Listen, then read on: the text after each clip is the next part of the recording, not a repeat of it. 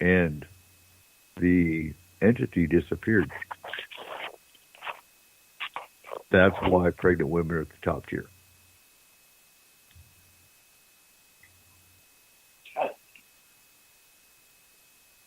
So when you're dealing with an entity that is essentially a soul stealer,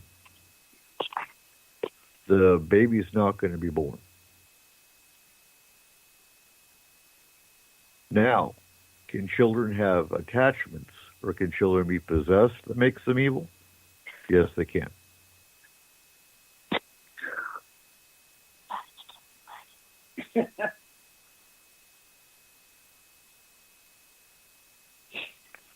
You still there, Chris? Yeah, I think it kind of, we were all intent in that story, so we're all like, whoa. Everybody got quiet. Well, that's kind a of sad story. That's kind of what threw me into the paranormal very much. And I was probably about 21 years old when that happened. Wow. It just is another example of what is really out there and what the things can do. It's just another realization. You know? Now, the question to ask would be where does that particular entity come from? I have no idea. I don't think are they demons? They could be. But again, we know from our experiences that demons are highly rare. It could just be a parasitic entity that's not demonic. I mean, we don't know. You know.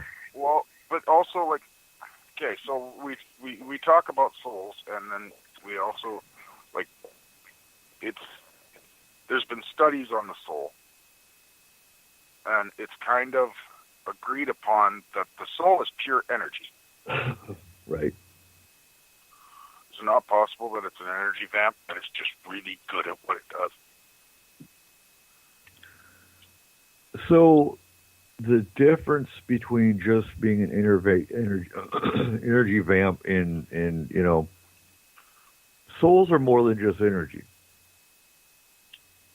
They are energy, don't get me wrong. But your soul retains information. It's, oh God, how do you explain a soul? Your soul is what transfers from one shell to another. Your human body is nothing but more than a shell. Right. So with past lives. Say again? I have a question. Go ahead.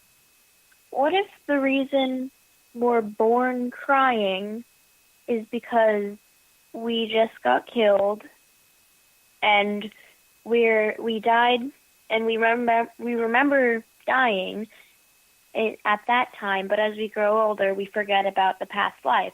And there are some babies that don't come out crying. What if those are the ones that are the souls or the energies that are getting their first life?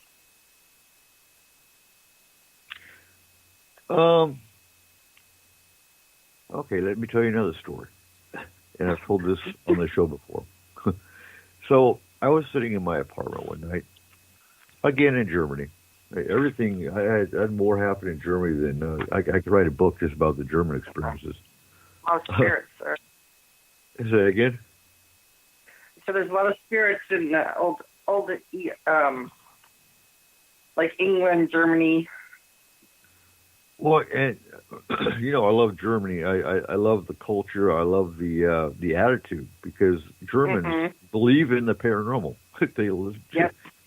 They deal with the paranormal. I love the schnitzel.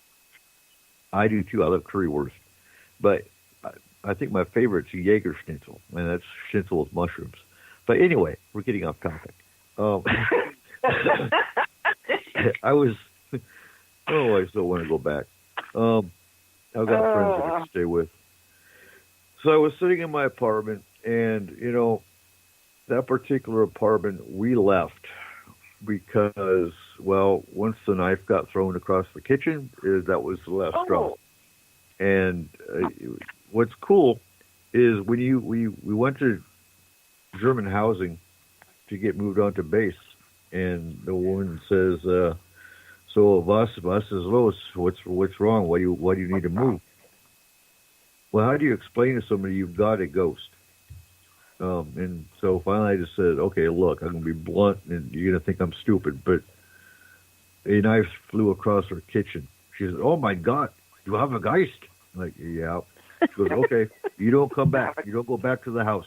You go to. Do you have a place to stay?" I said, "Yeah, we do for the night." She goes, "You will be moved into Army housing tomorrow."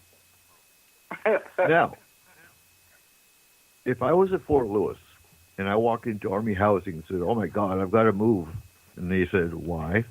and I told them, a knife flew across the kitchen and we have a ghost. They say, "You've been watching Ghost Hunters too much."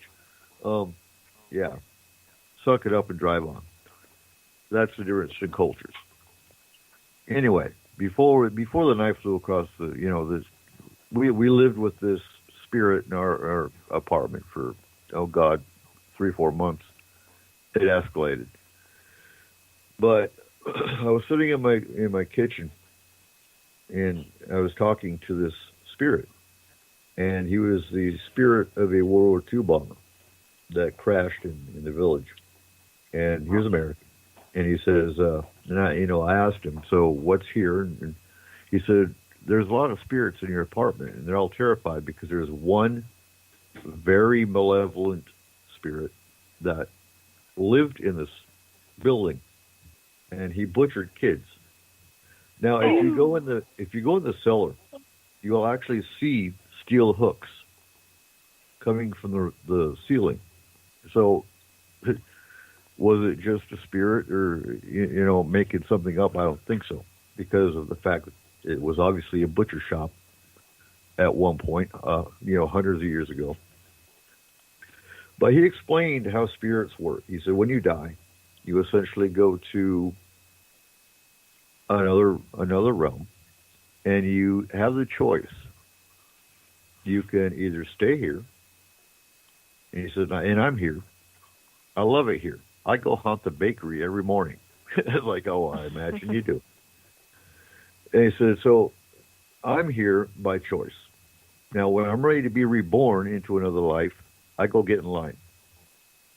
So, and are it's babies kind of crying a when they're... schooly experience. Say again? Like, it's kind of a schooly experience, like you consider what kind of a life you want to have, and you don't just jump into a new life right away. You think about what you want to experience. Well, and I think, I've heard other spirits have said, when you die, you don't recognize your loved ones that have passed on. Oh. Almost wish I had. So, you hear conflicting reports. Which one do you believe? I've often wondered what if they're reincarnated and they're having another life when you die, and they're busy. I mean, but here's the other thing. What if we're multidimensional beings and we have parts, multiple parts? What if we could live multiple lives and be a child and be an adult in another life all simultaneously? It could be where deja vu comes from. Well, and if you think about that also, then it would explain why some people do remember past lives that might be two of the lives die at the same time in each universe. Mm-hmm. Now, as for why is a baby crying when they come out? Just think of all those memories that they had before they were, shoved down this tube. Gone. Now they don't know where they're at. Or what if it's such a low vibration to come here because we're like a 3D world, and maybe babies come from 10D, 10, the 10th dimension, and zap, they're down here into 3D, and it's like, oh my gosh, what have I done? Right? I shouldn't have gotten born. Oh my God. Here I am. Oh my I gosh. would also say it probably hurt a little bit. Yes. When my first son, when he was born and he came out, he looked like a cone head, and I looked at the doctor and I said, "He's gonna stay like that?" The doctor looked at me like I was an idiot, Right. but I was seriously concerned for him. Talking about the souls, I've got a story for you that I haven't really said to many people. But you've all seen the movie Ghost with Patrick Swayze, right? Most of you have? Okay, when he was in the hospital and he was looking at the body of the other gentleman and the white rose up out of the body, the soul, speaking of the soul, about 12 years ago, I don't even know if that was that long, I can't remember, when my grandmother passed away, I was in the hospital with her, and she was taking her last breath, and years ago, I was taught how to see auras, and I still know how to do that. But when I was in the hospital with her and she actually took her last breath, I saw white silhouettes surrounding her bed. I was pinching myself. I was scratching myself, and I saw them. It was not a dream. I was not sleeping. I was wide awake, and it was kind of scary at first, but I'll have to say it was one of the most awesome experiences I've ever had. I saw them. There was no visual features. It was actually just white silhouettes. And there was multiples. There was about 6 of them that were around her hospital bed. So, yes, I am a firm believer of the souls. It's like we're the drivetrains, and we just go from automobile to automobile. That's just about kind of like what it is. But yeah, it was. When we die, the Hopis call it dropping your robe. Like our body is just our suit. Yeah. It's just your shell, yeah. Well, we've talked from birth to death. We've talked about children. Okay, just to continue with Chris's analogy, if that's true, this body that I have right now is like a freight liner. Here's hoping for a sports car next. Right. Would that be a convertible, Cole? Depends on the day. All right, getting on to number 3, and then I'm just gonna read number 3 real quick, and we're gonna touch on number 4. But in number 3, again with art, watch for monsters. Many can just be symbolic of what they don't know how to explain. Again, watch for patterns. Patterns and other signs are everything. And I think you'd agree with that, Francie. Oh, absolutely.